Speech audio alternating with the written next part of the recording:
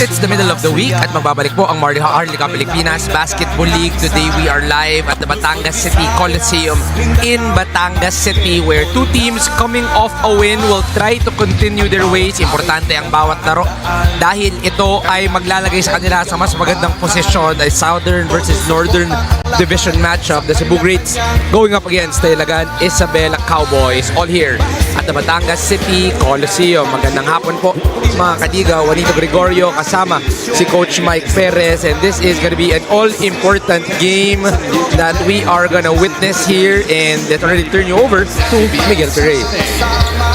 Let's meet the starters. First for Cebu Greats. Starting at guard number 1, Andre Armeñon. Also at guard number 45, Boom Boom Tampos. At center, number 22, Simon Camacho.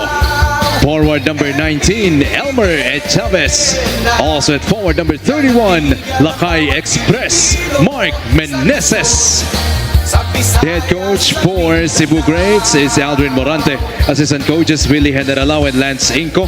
Team consultant Junti Valenzuela. Team manager John Santos. Team representative Samson Lato. Now for Ilagan Isabela, 5-star Cowboys. Starting at guard number 22, Chino Mosqueda. Also at guard number 3, TJ Felebrico. Playing center number 15, the Barbarian Alan Santos. Forward number 29, Alan Mina. Also at forward number 18, Art De La Cruz. The head coach for the Cowboys is Louis Gonzalez. Assistant coaches Mixon Ramos, Eric De La Cuesta, Hans Robles, Edel Tajoda, and Alex Calweng. Coaching consultant Glenn Capascio. Team managers Vice Mayor Dave Diaz, board member EJ Starting Diaz. brought to you by Sports Plus, the official sportsbook of the Mpbl. Ilagan will be starting with Mosqueda, Felebrico, Santos, De La Cruz, and Mina, while Cebu will be starting with Armeñon, Tampos, Camacho, Chavez, and Meneses. Our officials in the ball game: Jay Castroverde, Molly De Luna, Ian Borbe, and Sherwin Mina. Live po ulit tayo dito sa Batangas City Coliseum for our second game of our Wednesday triple header, gitna ng linggo. At kaya masarap makasama ang Maharlika Pilipinas Basketball League. Juanito Gregorio po, kasama si Coach Mike Perez. Santos, naghahanap ng kakampi, 14 on the shot clock. Art De La Cruz. It's gonna be switches, but so far, if you or a drive on a downhill, they always get fouled. JP Kawilan was released earlier on that he will be part of the three-point shootout. Kaya abangan tayo natin dyan. Home court against a playoff team. How did they play? They were in a tight battle against Makawai. Matter of fact, we had 2 games there. They're out of 2 for Art De La Cruz on that trip. Scores 2-all. Armeñon stops, pops, and drops for Andre Armeñon. Andre Armeñon involved. And eventually, wala na siya mapasahan. Kinatawagan ng travel. 2 points pa rin ang Ilagan after the first 2 free throws. They have not scored. Now Meneses drives right, uses the left, and that's a finish for Mark Meneses. That transition, you had Mark Meneses, Simon Camacho running the break. And now we have a 3 by Mark Meneses. Sabi niya, hindi lang naman drive ang in-improve ko sa Alan Mina on a stop and pop, can't get it. De La Cruz, second opportunity, is blocked for Brico, that's short. Oh my God, De La Cruz is blocked by their confidence. And alam mo naman, Quezon finals yan last season, and so for you to be able to take down atong Quezon Huskers, surely it has something to. It's been a struggle for Ilagan. They scored the first 2 points of the ball game, but it's been an 11-0 run in favor of Cebu. Make that a 13-0 run in favor of Sanchez. We can slow things down. Still 8 on the shot clock. I thought he had a shot. Swing pass, Boom Boom Tampos tries to drive middle, well defended by Paranada. Steps through, gets the bump, the basket, and the bonus is Boom Boom Tampos. Almost anything that they've taken mid-range or even inside the paint has really gone in. Boom Tampos going on that up fake and then using. And after that jump, Boom Boom Tampos extends this to a 16-2 on the side of Ilagan here in the first quarter. There are only 2 points coming from the free throw line. Camacho straight away for something successful here. Celis fishing. Grades inside the paint. There's a multitude of shots. Right. Yung malakas ang depth ng front court netong Cebu. There will be a foul called on a white shirt. The ball will go to Ilagan. Denison Ken, Simon, Don Reverente, even Andre Armenion, si Alex Cabagnot right there. And he's definitely a all 5 points of Ilagan have defense. You want to go to Paranada. Backdoor Nice. is available. They go to Solis. Mid-range jumper is good. Finally, a field goal for Ilagan. well, mid-range, when you talk about that, at power forward, the many times that he's played, especially yung mga pinch post action, within range yan. But wow, he's cautious. How about this guy? Solis to Celis. Ayaay. Blocked by Huawei Scotia. Hands, malakas pa rin. No more shot clock here. Ayaay attacks early. Ayaay with the left-hand lay. Denison, stop and pop. Malakas. A second remaining. Denison fires and makes it. My. Ron Denison ends the quarter with a 3. Well, you earlier mentioned about defending the entire 24. How about playing the offense until you hear the final buzzer? Ron Denison missed the 3 earlier, got that tap, was able to recover. This was that shot that went out. And then again, yung tapikan ng bola. Don Reverente and Tamsi handing it over to Ron Denison to end the first quarter with a 3-point make at the buzzer. That is a clean release before the red light, and that will count for Ron Denison.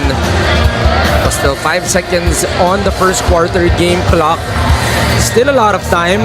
I think they're reviewing if there's still gonna be some time, but I don't think so. I think that's gonna be 0 on the make. So this will end the first quarter 24-9.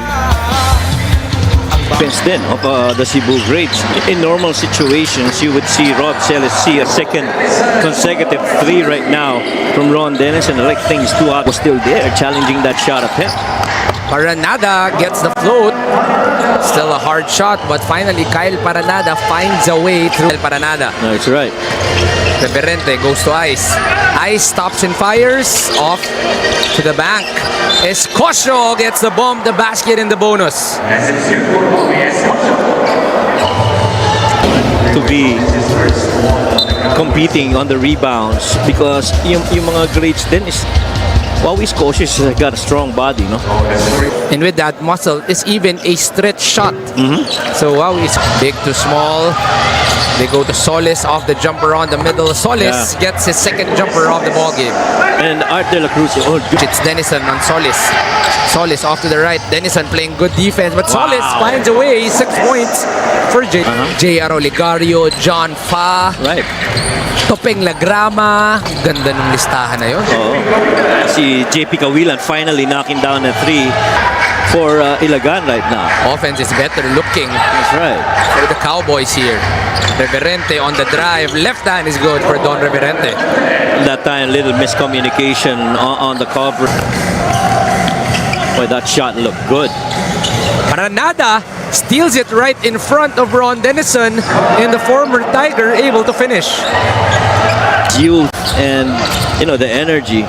Finally, a shot made from Art De La Cruz. He likes that catch.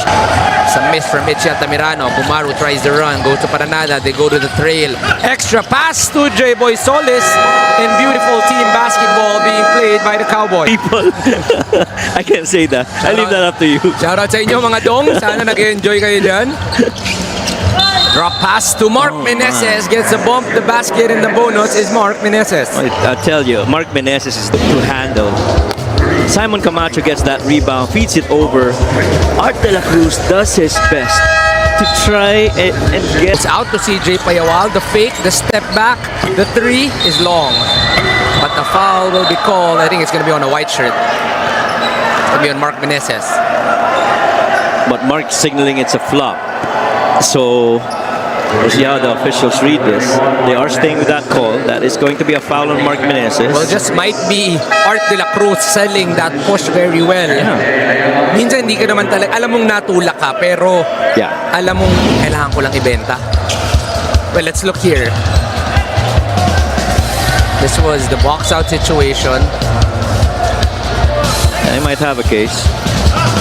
Kaya lang kasi ang hirap pagka The attack by CJ, the length of CJ, pero lalabas para kay CJ Payawal. One more time to Camacho. Floater is easy for Simon Camacho. a second chance opportunity. Second shot clock. Andre on the horns play. Labas dito kay Elmer. Fires early, but makes it. Elmer Chavez extends the lead to 16. MJ off to the left, and that will end our first half. I don't think that's gonna count. That was clearly in the hands of Alan Mina. The lead is 16 in favor of Cebu. Halftime here in Batangas, where we bring you the second game of our Wednesday triple header.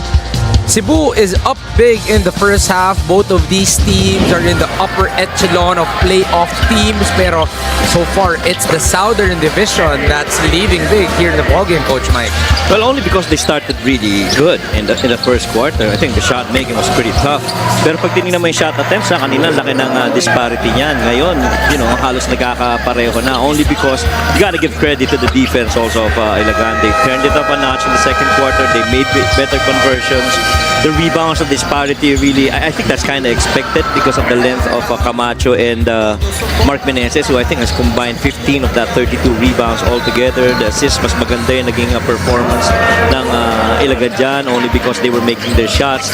But it's the fast breaks really that has somehow brought back life para dito sa Ilagan, where they had 6 fast break points and nothing in the first quarter. First quarter, it was a full struggle on the side of Ilagan, pero unti-unting bumawi. In the second quarter, Mark Meneses, the leading scorer. On the side of Cebu, still no one in double digits. On the side of the Greats.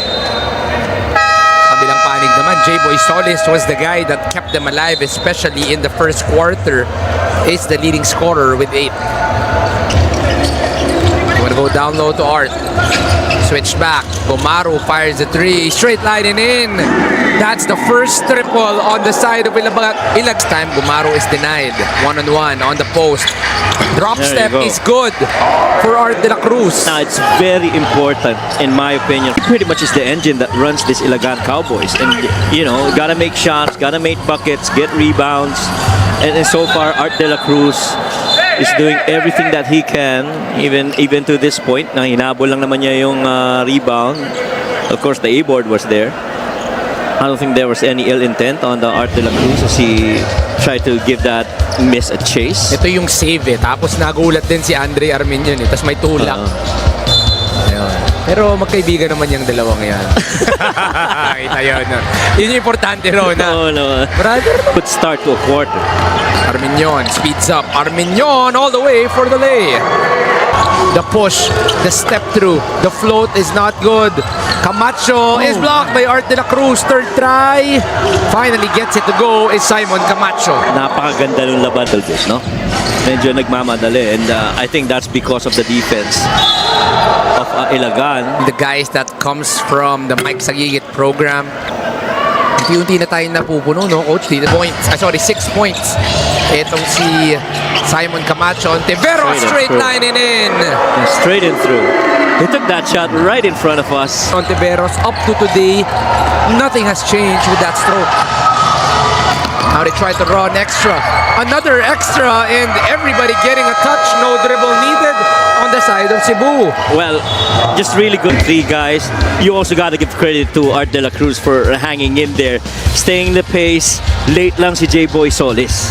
Sharing is caring. Yun ang pinakita ng Cebu to give us this play of the game. Brought to you by Sports Plus, the official sports book of the Mpbl. Maayos naman daw ang depensa at napipilit nila ang turnovers pero kailangan nang i-convert ang stops into baskets, not just attempts. With Cebu, Lyra, on point ang report ni Lyra. It's MJ Ayay getting a shot on the side of Ilagan, but on the other end, ang bilis ng bawi. Built for the community. Only because he says the right things. Like, sabi niya, mamaya na dumipensa muna tayo. Pag nakuha natin yung depensa, saka tayo bumasket. Hindi pwedeng didepensa tayo. Bansa, naman, without a si doubt. Coach Elgons, pati naman tayo, fans niyan eh. Oo naman. Coach Louie. Don Ontiveros gets his second triple of the third quarter. 6 points. Still 20 on the shot clock. Early seal. Good Mina, shot. corner Good shot. 3. Yeah, Good. no, that's good shot. For Ilagan, one guy that they... Paborito mo? Ako? Rest. Talaga? Kasi protein. Pinaka-healthy, High coach, protein yan. Pinaka-healthy. Can't get it. 2 versus 2. Boom boom. All the way. Hand time for Boom Boom Tampos. Well, you kind of knew he was gonna take it. 4. Does he know it? Fires man. early. Wowie almost in for Wowie Scotia, and that will end the third quarter. It's still More this lead in their favor. They are up 57-38. Wowie posting. Nice fake.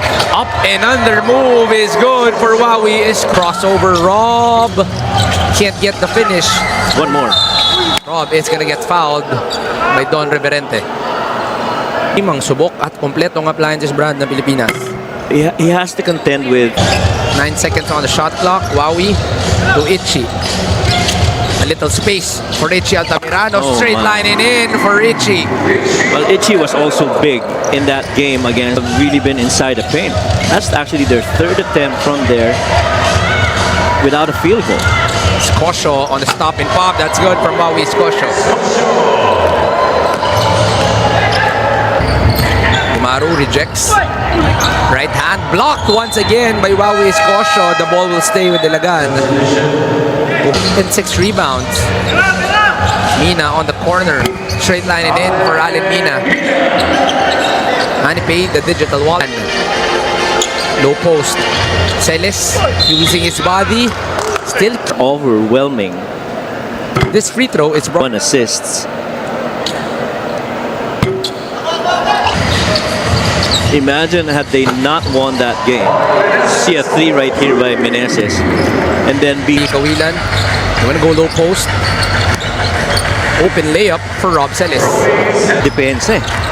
Ang bigat ng depensa sa loob rin talaga ng Cebu Greats. At ang nagpapahirap pa, your best to get stops, but they are getting more field goal attempts. Almost in every quarter, they have gotten more field goal attempts. Goes to Camacho. Ice. Scoop is good for Ice on Tiveros. Mpbl. That is 3 out of 4 from 3. Kawilan looking to answer. Decides to drive. Float is good for JP Kawilan. Kamot ulo si Dondon Ontiveros. Father and son connection. Di makumpleto ni Dondon. Pero hanggang ngayon, iba pa rin ang sipag ng mga taga Cebu. Reverente with a putback. I mean, With the way they played here. I think the first quarter where they really couldn't get anything going. They tried their best in the second and third quarter to come back. Standpoint, I thought this was gonna be a special game for J-Boy Solis. Yet another turnover on the side of Ilagan. One of the most loved Cebuano. Win coach coming from Cebu against the number 4 team in the Northern Division. This is going to be a big 28-point win in favor of the Greats. With this win, it brings Cebu actually to 17-5. Simon, congratulations. 17 rebounds. Natapilok ka pa sa lagay na yan against a physical Ilagan frontline. Paano mo na-impose kaagad yung strength and positioning mo sa loob? Yun lang. Yung effort naman, nasa player yan eh. So, yun lang yung effort talaga. At ayun na nga with the whole Cebu Greats here. Back-to-back statement wins for you guys. Do you feel like ito na yung best form ng Cebu coming to the playoffs? Feel ko hindi pa to kasi alam ko meron pang ibubuga tong team na to.